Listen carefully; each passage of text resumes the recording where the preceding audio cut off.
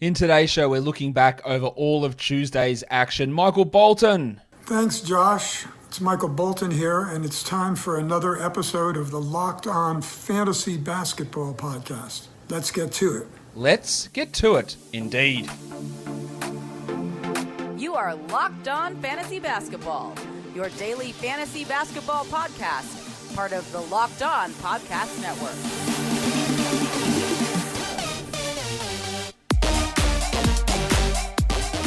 Hello and welcome to the Locked On Fantasy Basketball Podcast, brought to you by Basketball Monster. My name is Josh Lloyd and I am the lead fantasy analyst at basketballmonster.com and at Yahoo Sports Australia. And you can find me on Twitter as always at redrock_bball and on Instagram at Locked On Fantasy Basketball. Today's episode is brought to you by Michelob Ultra.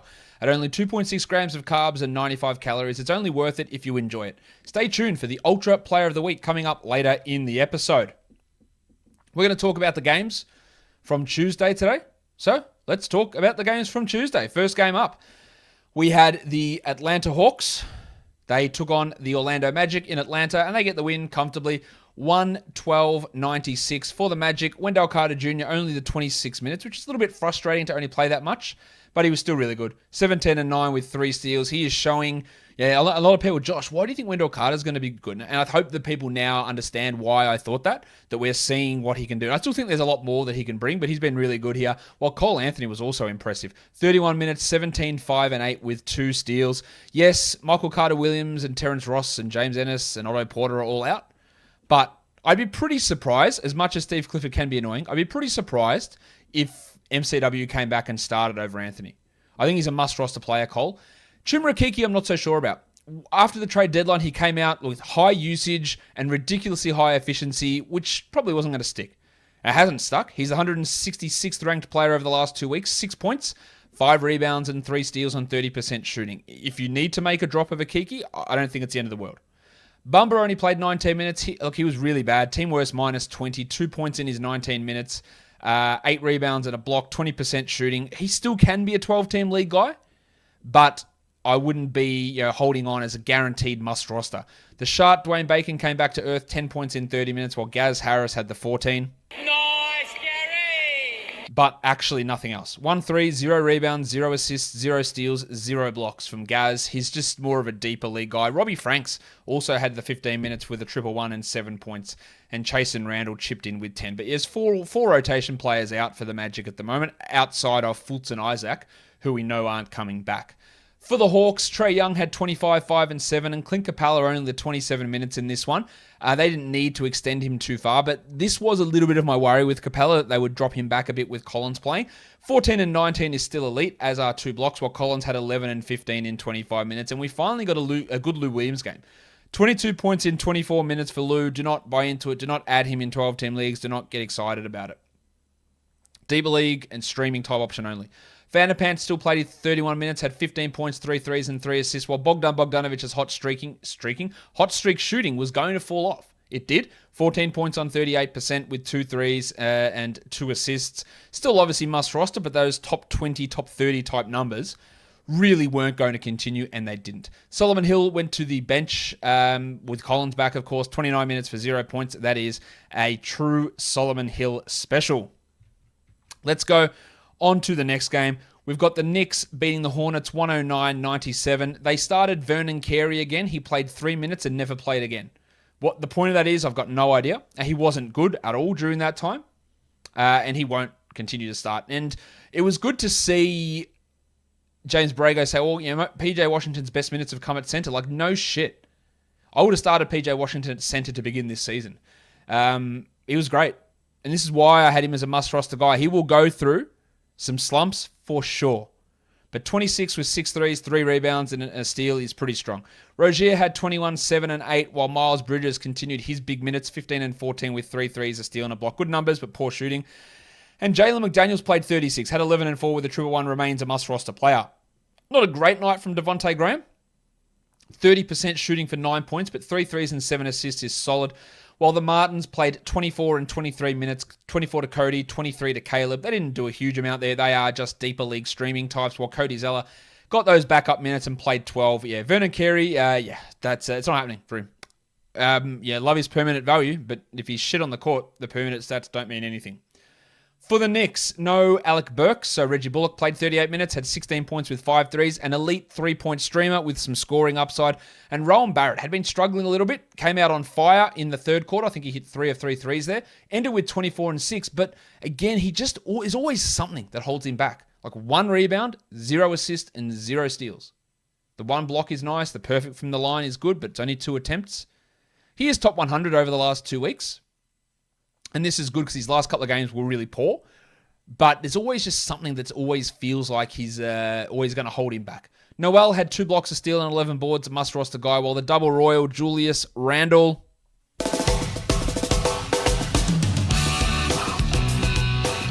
He is keeping the steal numbers up. 2 steals, but he's also continuing to be horrendous at his shooting. 31% from the field. 16, 10, and 7 is okay numbers. Definitely not at his best, though. Quickly played 20 minutes for 17 points with 4 threes, while Alfred Payton played 18 minutes. Tom Thibodeau, let me give you some word of advice. It is okay not to play Alfred Payton.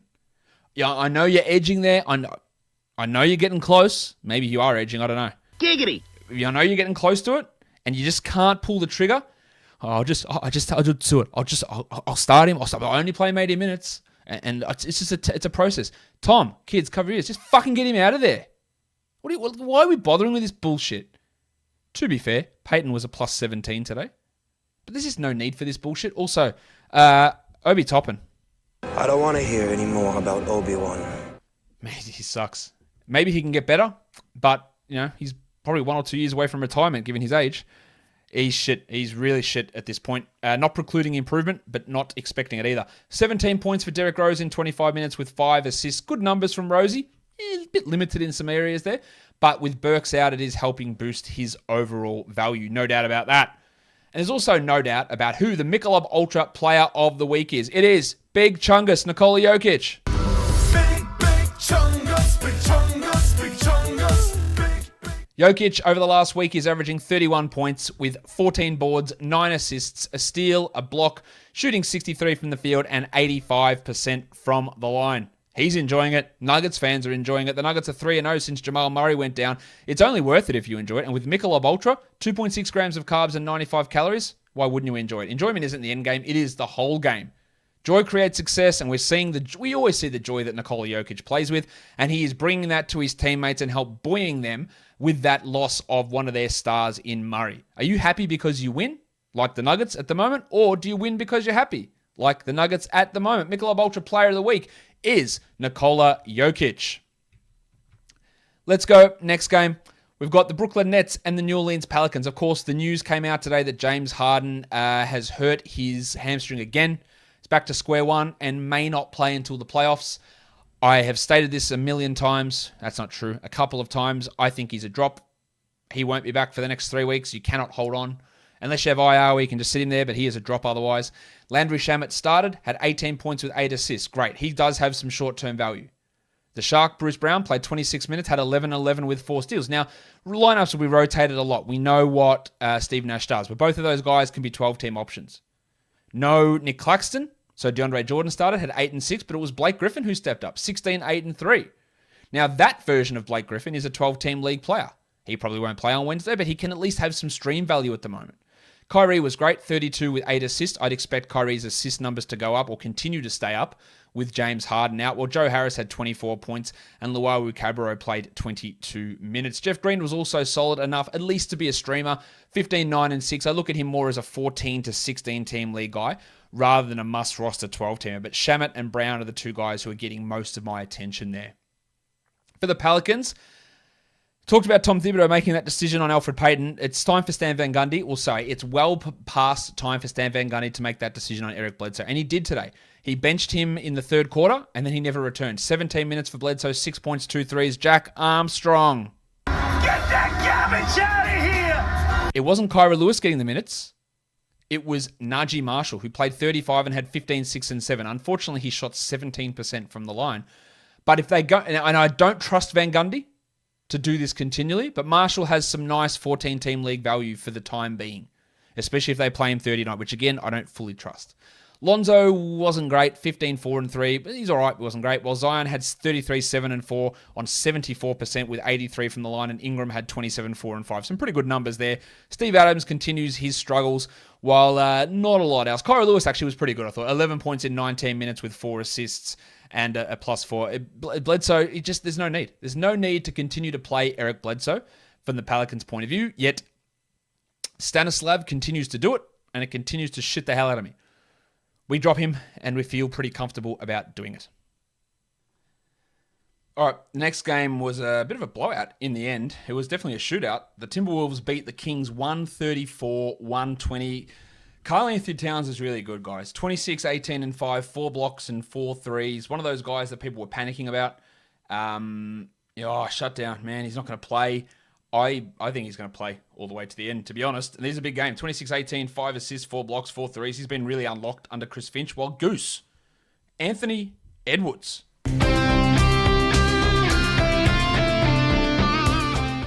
28 points, 5 threes, 52% shooting, and another multi-steal game. His ability to get steals is not something I necessarily anticipated from Edwards. He is really rolling along at the moment. And D'Angelo Russell. Only 25 minutes. Now, they said maybe he'd play 30. He only played 25. He had 24 points in the first half, and unfortunately, just 4 points in the second half. But 28 points overall, 6 threes, 6 assists, 77% shooting. It's good to see him getting back, but still, the 24 minutes isn't ideal. Obviously, we're still rostering him. Rick Rubio played 30 minutes, 6 points, 11 assists, and a steal. The worry I have with Rubio is that whenever it's a blowout in the opposite direction, that he just gets sat straight away, and they just really preserve him. His assists are super valuable, and that can keep him as a 12-team guy. Jaden McDaniels was all right. 13 and 6 in 30 minutes with a block. Don't know that he's a must roster, but he can still be a rosterable guy in certain situations. While Naz Reid had 10 points in only 14 minutes, and Okogie had 10 points in 24 minutes. I tweeted this out today to Wolves fans. Is there any hope at all for Jarrett Culver? He's out of the rotation. The 6th pick, he's looked shit nearly every game that he's played. He has had some problems for sure, injury-wise, but he just hasn't looked good. And I am not convinced that he even gets, honestly, his 4th-year rookie option picked up, because it's a sizable amount as a overall number 6 pick. I am worried about him. I don't think he's very good at all. For the Kings, speaking of not very good at all, Harrison. Screwed it. The pencil, Harrison Barnes. Barnesy. 20 points, 8 rebounds, and 5 assists, while flaming Mo Harkless.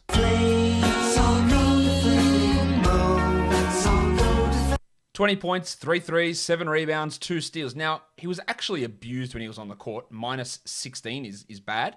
They played him at center. But that offensive explosion is interesting. He's getting some nice defensive stats. I'd view him more as a defensive stats streamer rather than a bloke that's going to score 20, but it's interesting.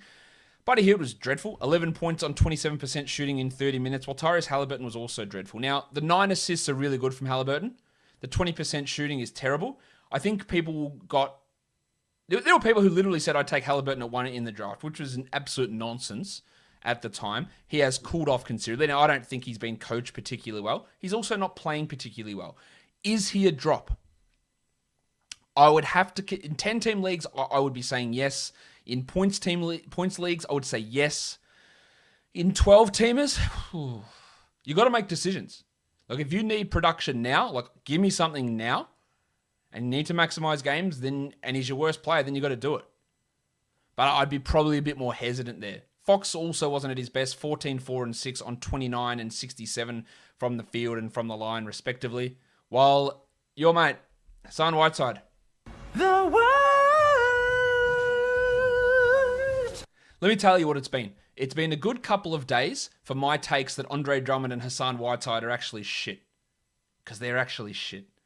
Now, Whiteside played 24 minutes. He had 12 and 7. He wasn't good when he was on the court. He didn't block any shots. But as long as Rashawn Holmes is out, 12 and 7 on 67% shooting is not a bad line. You'd hope for some blocks. You'd hope to get that from him. And the fact that they just will not play him because he's very bad is encouraging for the common sense of the league. I probably would still hold him, as much as I think he's terrible, that he can still produce, even though we haven't seen much of it. Chimezie Metu, I thought, was good, 16 and 4. At least a deeper league name to watch in the short term. Well, let's talk Delon Wright, who was really good here. 27 minutes, 14 points, 4 threes, 5 assists, 2 steals, and 1 block. These are the sort of games we saw from Delon when he was playing in Detroit. And then everything went, tits up playing in Sacramento. His minutes dropped down. That's 2 strong games in a row for Delon. Do I believe that Delon will continue to get minutes over Halliburton and cut into Buddy Hield's playing time? Probably not. But there is going to be these games where he plays well and Luke Walton rides the hot hand to 14-point defeats. That's going to happen. I think we look at Delon as an assists and steals stream option if you desperately need those categories and it fits into where you've got the open holes on your roster. Giggity! Maybe. I wouldn't be rushing to add him as a 12-teamer. But the Kings are trash, and they need to be better than that pretty clearly. I tell you what, can't get any better. That's Built Bar, the best tasting protein bar ever. And I have been told by some good sources that there is a new flavor coming out. And now I wish I had that flavor in front of me, but I'm just going to get it up. There it is. Coconut brownie chunk is available at Built Bar. You know Built Bar, it's the best tasting protein bar you can find. It doesn't taste like cement, like a regular protein bar. These are low calorie, low sugar, high protein, high fiber bars. It feels like you're eating a treat covered in 100% chocolate, but it's actually good for you. And if you go to BuiltBar.com right now, not only can you find that delicious coconut brownie chunk flavor, but you can also get 15% off by using the promo code LOCKED15, LOCKED15. So go to BuiltBar.com and use that promo code LOCKED15 for 15% off. BetOnline is the fastest and easiest way to bet on all your sports action. Football's over. The NBA is still going. The NHL is still going. BetOnline even covers awards, TV shows, and reality TV. Real-time updated odds and props on almost anything you can imagine. BetOnline has you covered for all the news, scores, and odds, and it's the best way to place your bets, and it is free to sign up. Head to the website or use your mobile device to sign up today and receive your 50% welcome bonus on your first deposit by using our promo code LOCKEDON. BetOnline are your online sportsbook experts. All right, so let's go on to the last game of the night. The Portland Trailblazers against the Clippers. 113 LA, 112 to the Blazers. The Blazers had this, and then the Clippers came back late. No Kawhi Leonard. Of course, he's out for the next week for precautionary reasons with his foot. Terrence Mann is the guy that started, but you don't add Terrence Mann. He had 7 points in 24 minutes. It's only a deeper league scenario. Luke Kennard gets minutes. He had 7 in 18 minutes.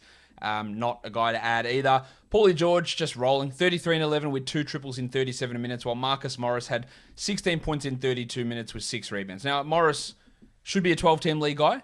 Obviously, adding him for Wednesday, if he's not already added, is probably not an idea. Same with Reggie Jackson, because you're probably not going to play them.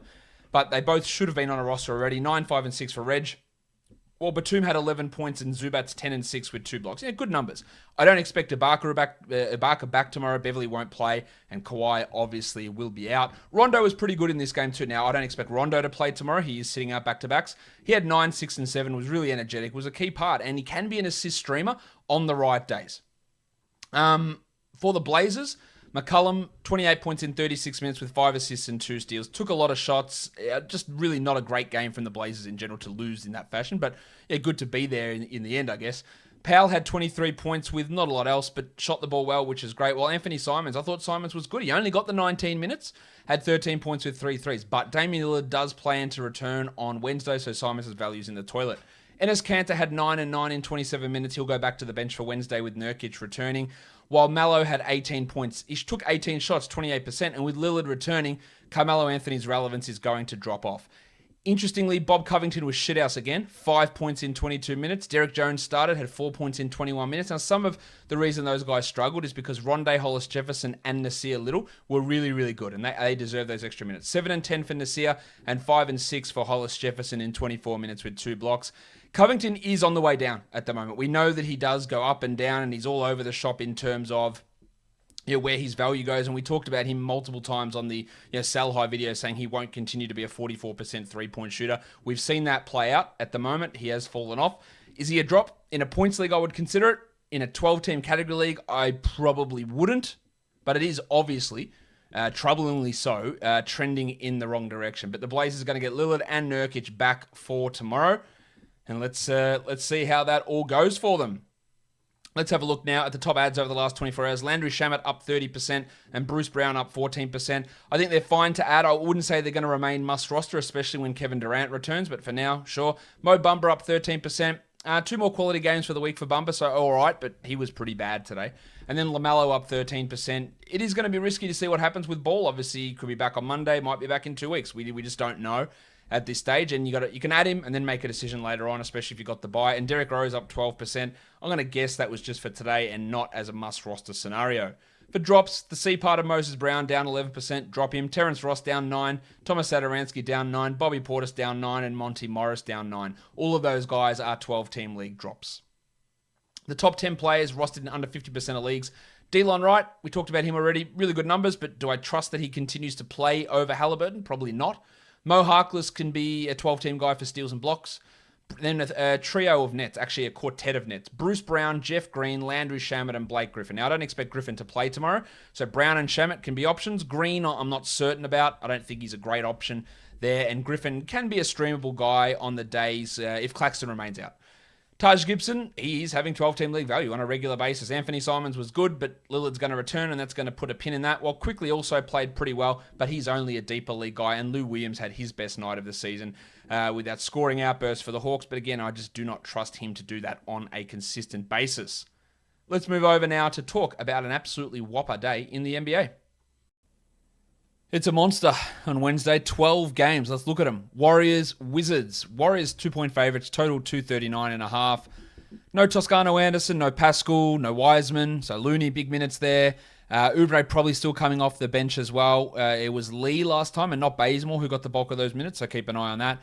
While for the Wizards, who knows what the hell Scott Brooks is going to do with the centers, but Rui Hachimura is out. Do they continue the insanity of starting Raul Neto? Probably. But Bertans should get a little bit of a boost there as well. The Bulls and the Cavs. Troy Brown Jr. is doubtful. Zach LaVine is out. I imagine Kobe White starts, as does Daniel Tice with Thad Young, Larry Marketing, and Thomas Satoransky coming off the bench. While for the Cavs, Larry Nance is off the injury report, so he should be returning to action. Whether Dean Wade or Isaiah Hartenstein takes the last spot in that rotation is up in the air. The Thunder and the Pacers. Lou Dort is questionable. For Indiana, we've got Miles Turner out, Domantas Sabonis out, and then McDermott and Lamb and Badadze himself are questionable. Now, Goga will be an excellent option if he does happen to start, and if he doesn't, holy shit, what are they going to do? It's going to have to be Jakar Sampson, who could be an option for us there if he does happen to get that start. Suns and Sixers.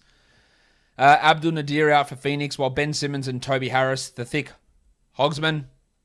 I think I am a TH? T to the H. Yeah, TH for life. They're both questionable in this one. Of course, without those two, then you get Thibault and Korkmaz and maybe Mike Scott getting more minutes, though we don't want to rely on Scott at all. The Brooklyn Nets and the Toronto Raptors are back-to-back for Brooklyn. No Harden, probably no Durant. No Griffin in this one. Probably no Claxton as well. So Kyrie, Shamet, Brown, Jordan, Alize Johnson perhaps needs to step up as well. For Toronto, Anunoby, Siakam, Lowry, Van Vliet are all off the injury report.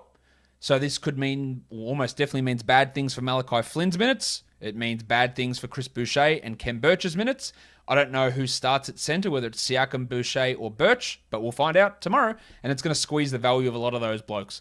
The Jazz and the Rockets. The Rockets are without all their guards, House and Brown and Exum and Eric Gordon and Nwaba. They're all still sidelined. The Jazz are 11-point favorites. The total's 227.5. Don Mitchell remains out for Utah. Atlanta and the Knicks are back-to-back for these teams. I don't expect to see Chris Dunn or Reddish or Tony Snell or anything back for Atlanta here, while the Knicks won't have Mitchie Robinson. They may not have Alec Burks either. The Knicks are 1.5-point favorites and the total's 217. Also a chance the Hawks sit John Collins on the back-to-back. The Pistons and the Mavericks. Detroit, Killian Hayes is out. Dennis Smith is doubtful, but everyone else is back. Mason Plumlee, Jeremy Grant, Wayne Allington, Corey Joseph. I think Joseph can start at point guard. I think Isaiah Stewart still plays more than Mason Plumlee. But yeah, there is those other guys here cramping the value of guys like Sadiq Bey and Tyler Cook, who started the last game. For the Mavericks, all steam ahead, nothing to worry about there. Miami has got Jimmy Butler, Bam Adebayo, Tyler Hero, and Dwayne Dedmon all as questionable. So there could be opportunities for Dragic and Nunn, a big opportunity for Achua, perhaps, and Duncan Robinson getting a boost there also. For the Spurs, they're okay. No injuries to consider there. Memphis and the Clippers, Jaren Jackson, the Spectre. He's been upgraded to questionable. Valanciunas is out. but Jackson might be back. Dylan Brooks also questionable, so that might put a bit of a pin in our hopes for DeAnthony Melton. And Jackson's return also might limit the upside of the cashier Xavier Tillman. For the Clippers, Kawhi is out. Don't be surprised if Paul George sits this one. Beverly will be out, Ibaka will be out, and Rondo probably won't play also. Minnesota and Sacramento, the Kings are 5-point favorites. The total is 239. I do not expect Richaun Holmes to be ready to go in this one. While the Nuggets and the Blazers, no Monty Morris for Denver, so Faku gets another chance to start. While for Portland, Yusuf Nurkic will return, but we don't know about Damian Lillard. I would expect Lillard not to play in this game. In terms of value across the slate, I like Tillman. I like Looney. I like Big Alf Stewart. Isaiah Stewart, for those of you who don't know his newly minted nickname, and it's Alf with an A, not Elf with an E. Alf, A-L-F. Like that, like Gordon Shumway from Melmac. Alf Stewart. PJ Dozier, I like Hassan Whiteside, Rudy Gobert, Goga Badadze if he plays, Nurkic, Pokusevski perhaps. I like Derek White. I like Kyrie Irving. I like Adebayo if he plays. Jordy Clarkson, Russ Westbrook, Ja Morant, De'Aaron Fox, Harrison Barnes, and Davis Bertans. That will do it for us today. Don't forget, follow this podcast on Apple Podcasts, Google Podcasts, Stitcher, Spotify, and on Odyssey. And on YouTube, hit subscribe, hit the thumbs up, ring my bell, thumb me, leave a comment. Guys, we are done here. Thank you so much for listening, everyone. See ya.